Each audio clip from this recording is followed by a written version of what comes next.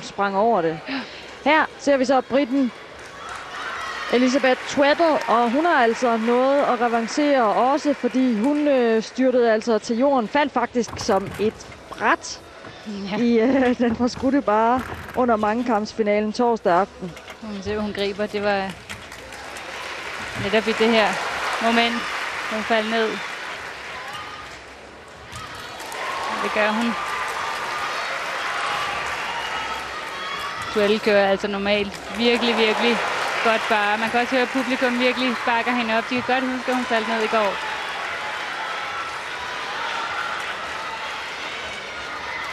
Og skal vi have et afspring. Smuk øvelse af Tweddle. Stort set aftens højeste bifald i arenaen i Aarhus.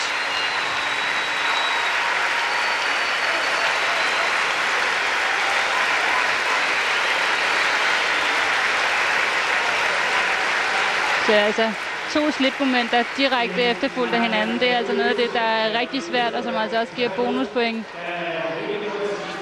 Også her. Og også et flot flow hele vejen igennem øvelsen.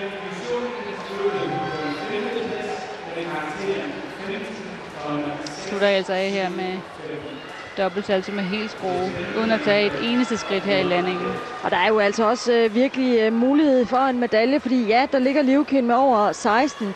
Så er der så japaneren Kuroda, der har 15,4. Det må jeg alligevel sige. Meget imponerende.